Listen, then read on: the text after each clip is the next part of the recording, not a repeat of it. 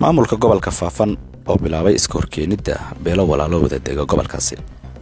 Tuulooyin hoos yimaada degmada Gursum ee gobolka Faafan waxaa ka taagan dhibaatooyin gacan ku rimis ah oo ay geysanayaan ama ay sameynayaan maamulka gobolkaasi Faafan. Isku dhufashada beelaha walaalaha ee wada dega gobolka ayay mar kale ka bilaabeen aagaasi. beelaha jiraan Kombe iyo Bursuug oo xurguf ay u soo dhaxaysay ayaa u muuqda kuwa ay dab iyo holac si kala dhaxdhigayaan maamulka degmadaasi. Hoggaanka nabadgelyada degmada Gursum oo kaashanaya kan gobolka ayaa bilaabay inay hubka dhigis ku sameeyaan mid ka mid ah labada beelood gaar ahaan beesha jiraan Kombe. Shalay waxa ay weerareen wiil dhalinyaro ah oo ku sugnaa hooyigiisa. ciidan uu watay hoggaanka nabadgelyada ee degmadaasi Gursum oo haybahan ka soo jeeda beesha Bursuug ayaa ku weeraray halkii jir dilay kadibna u gudbiyay jeelka isagoo ka qaaday qori u sitay. waxa saaka ay xiisad ka taagan tahay tuuladii uu shalay weeraray hoggaanka oo koox dhalinyaro ah ay sababushay kuwaasoo difaacyo ka sii galeen maadaama ay ogaadeen in lagu soo wajahan yahay halis hor lena uu ka jiro gobolka. horay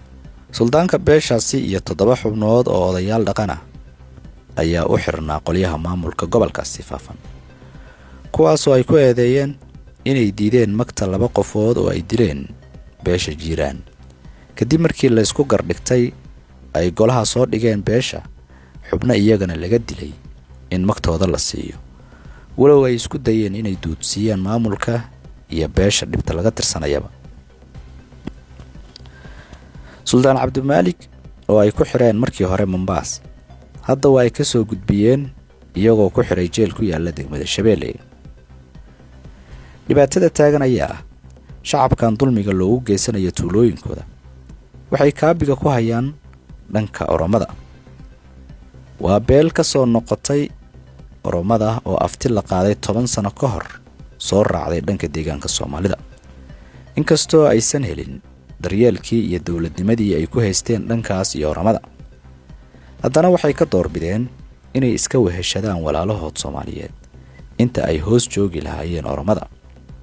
waase dhulka ay hadda Oromadu aadka ugu soo siqayso tuulo magool iyo tuulooyinka kulaala kuwaasoo ay doonayso inay dib u hantiso culeysyada badanna ay saarayeen. culeyskan saaran beesha jiraan iyo gacan bidixinta ay ka tirsanayaan maamulku waxay ku riixi kartaa mustaqbalka dhow inay hoos galaan oo ay dib ugu noqdaan maamulka Oromiya. haddaba mid ka mid ah bulshada ku dhaqan tuulada ay dhibtu ka taagan tahay oo la hadashay Juba Times ayaa cod dheer fariin ugu dirtay maamulka kana codsatay inay soo kala gaaraan inta aysan dhicin dhib ka weyn dhibtaan ay yabyabeen maamulka degmadaasi Gursum. ilaahay walaalay ummadda Soomaaliyeed iska fadeexad walba ma leeyahay maaha waxa weeyaan imika inaan keenay saaka la qaaday sida loo dilay fakiin hadda dhigada waana la xidhay waxa qaadayna waa wax deegaanaha shacabka maaha ciidan kaliya hoggaanka qaaday suxbana loo dilay alla qaaday ma dawlad la yahay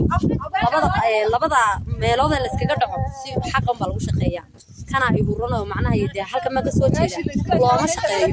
hoggaanka weeyaan imika waxa wiilka irsaa u dilay ciidan xitaamiin dilay hoggaanka dilay gurigiisa ugu tagay si xun intuu dilay uu qaaday wuuna xidhay waxa weeyaan walaalka dawladdu saamaha dawladdu waxa weeyaan labada qabiil isku dhacday si xaq ku shaqeeyaan oo kana dulmigiisa eegan marka hadii waxay dhexdhexaadinayeen sidii gar ah waa la garanayaa rag baleeyay loo kala gar qaado imika jiraan iyo Bursuug jiraan waxa laga sii qabay 3 nin oo hore laga dilay wax nin oo laga soo xidhay haba yaraatay annaga waxay noqotay hadda dhowr sano ka soo wareegtay 3 nin waxay mootan yihiin waxa weeyaan labada nin ee hadda la dilay rag badan bana laga xidhay muddo 8 iyo meelahaas ilaa 7 waa labada ilaa hadda xidhigu socdaa iyo dilmada